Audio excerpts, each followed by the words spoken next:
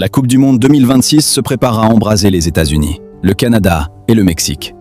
48 équipes, des milliers de rêves, et une question qui brûle toutes les lèvres. Qui va soulever le trophée?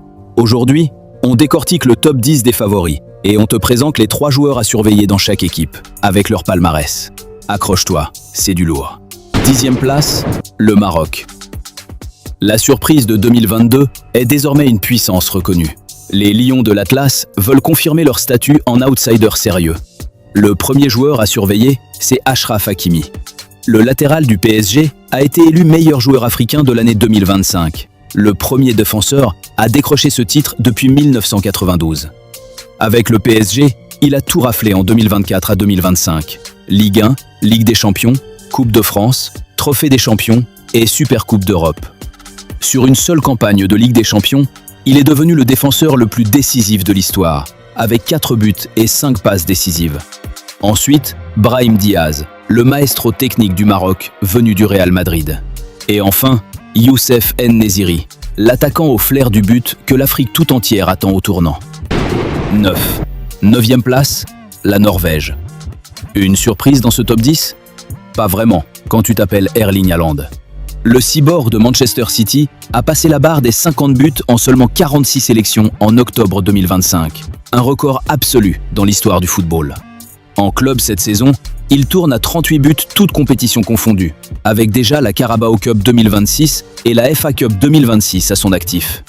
Son palmarès global, Ligue des Champions 2023, 2 Premières Ligues, 2 FA Cup.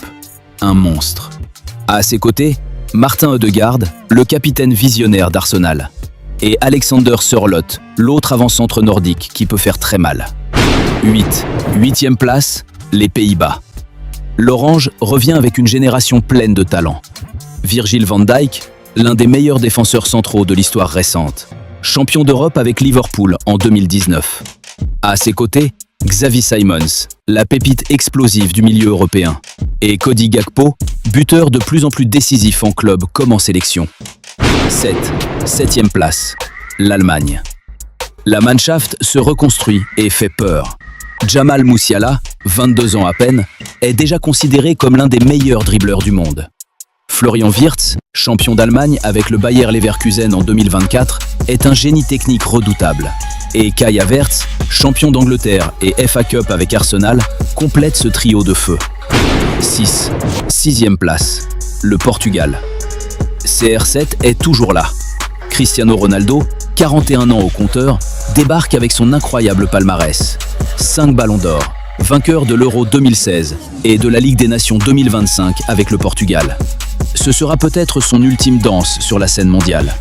Sera-t-il au niveau? Toute la question est là. Vitinha, le chef d'orchestre du PSG, champion d'Europe 2025, vainqueur de la Ligue 1, de la Coupe de France et de la Supercoupe d'Europe, sera le métronome de ce Portugal. Et Rafael Leao, l'ailier foudroyant du Milan AC, sera l'étincelle offensive. 5. 5e place, l'Argentine. Championne du monde en titre. Les albicelestes rêvent d'un doublé historique. Lionel Messi, champion du monde 2022, 8 ballons d'or, vainqueur de la Copa América 2021 et 2024 avec l'Argentine.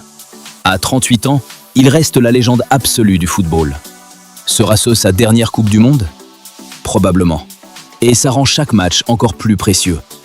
Julián Álvarez, vainqueur de la Ligue des Champions 2023 avec Manchester City, incarne la relève. Et Lautaro Martinez, meilleur buteur de la Serie A et champion d'Italie avec l'Inter, est une machine à but. 4. 4e place, le Brésil. La Seleção retrouve des couleurs. Vinicius Junior, champion d'Espagne et vainqueur de la Ligue des Champions 2024 avec le Real Madrid. Après une saison 2025 plus compliquée en club, il cherche à retrouver son meilleur niveau au moment où ça compte le plus. Rafinha, meilleur passeur de Liga cette saison avec Barcelone, sera le chef de la créativité brésilienne. Et Neymar? Oui, Neymar est là. Après ses blessures à répétition, le retour du prodigue. S'il est fit, le Brésil devient encore plus dangereux. 3. 3e place, l'Angleterre. Les Three Lions n'ont plus gagné depuis 1966. 60 ans de frustration. Cette génération veut y mettre fin. Jude Bellingham, champion d'Espagne et vainqueur de la Ligue des Champions 2024 avec le Real Madrid, a seulement 22 ans. Élu 3e au Ballon d'Or 2025 et membre du FIFA Pro World 11. Un talent générationnel. Harry Kane, le meilleur buteur de l'histoire de la sélection anglaise, champion d'Allemagne avec le Bayern Munich. Il cherche encore ce premier trophée majeur, et cette Coupe du Monde serait le couronnement parfait. Bukayo Saka, champion d'Angleterre avec Arsenal cette saison. Fiable, créatif, décisif. L'un des ailiers les plus constants d'Europe. La France. L'effectif le plus complet du tournoi, sans discussion. Kylian Mbappé, tout simplement l'un des meilleurs joueurs du monde. Meilleur buteur de la Liga lors de ses 2 premières saisons au Real Madrid, dont soulier d'or européen 2025. Champion du monde 2018.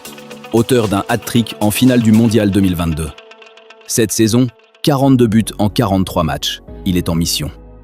Ousmane Dembélé, Ballon d'Or 2025. Une consécration incroyable pour l'ailier du PSG.